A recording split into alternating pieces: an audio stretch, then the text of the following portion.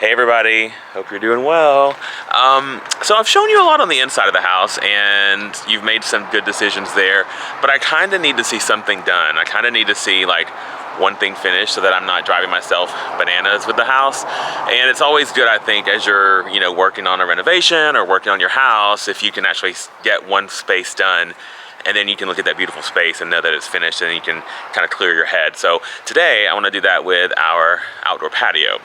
It is literally a teeny tiny postage stamp, not big at all, but that's what we wanted because we just wanted a place for our dog Jax to go out and use the bathroom and have some fresh air.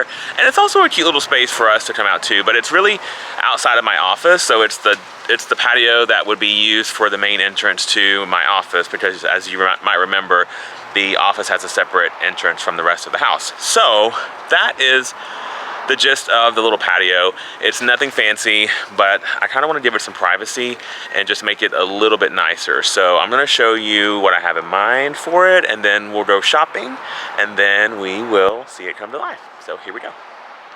Here it is. Pretty tiny, like I said, postage stamp. Sorry it's so windy today, but I'm hoping you can still hear me. Pretty little.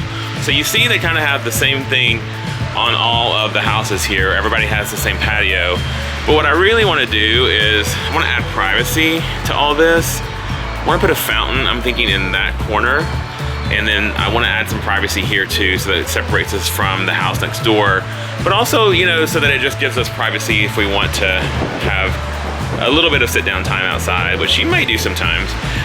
So my plan is this, and by the way, I'm not a landscape architect. I just kind of know the layout I want with things, so that's what I want to show you here. I want to do a faux grass in here, so I'll do a turf in this area because I don't want to bother with it, and when the dog uses the bathroom, when Jax is out here, I really don't want to have to do anything but hose it off. But the thing is, we have this separate entrance. So this is the entrance to my office, which will be the way that me and my team come and go here in LA.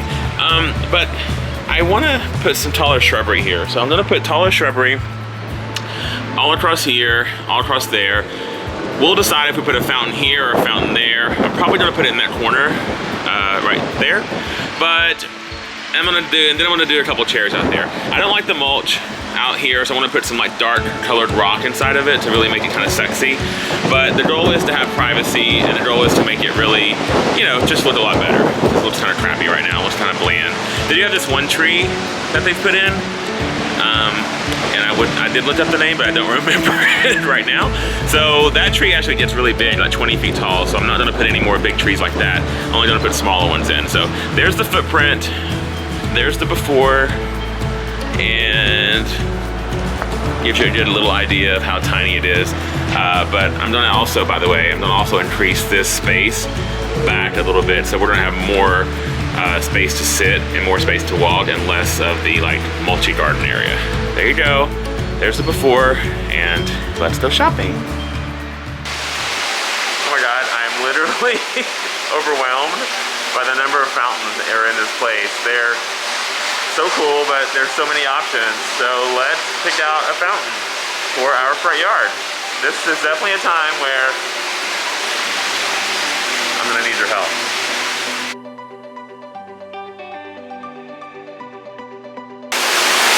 How do you guys feel about bubblers? These little urns that have the water coming out of the top. I think they're cute, and I think I would have enough space on the patio for them. So let's look at those, see what you think.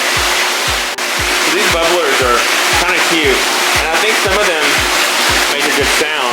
I don't like all the super colorful ones for my yard, but I think something in like that kind of rust color would be nice. And then there's a really pretty black one over here, but it's just a little too big. And then that's probably the size I need, like right there, that kind of white color one. With a little bit of a creations in it. Oh my God, I'm literally overwhelmed. I can't even.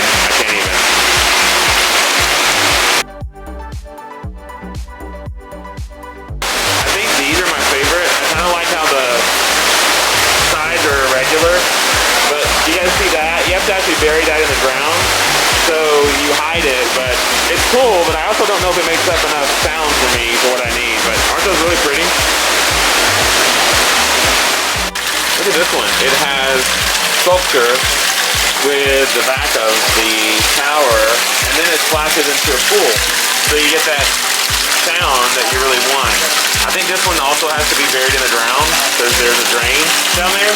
But I do love the sound of it, and I do love that it looks very natural.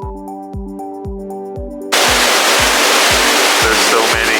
What about dolphins? Do I need dolphins? Probably not. This one has a great height. I don't have to dig a hole in the ground. It has nice sound, and it's very clean and simple.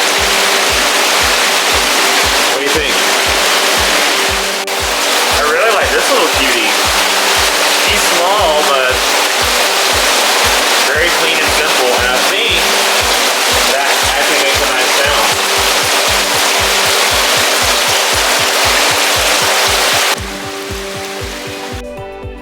Okay, so there you have it.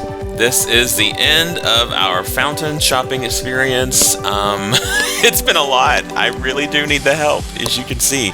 I have managed to narrow it down to those 3 choices, so that will be the ones that we choose from. And just remember, this first part was for fountains.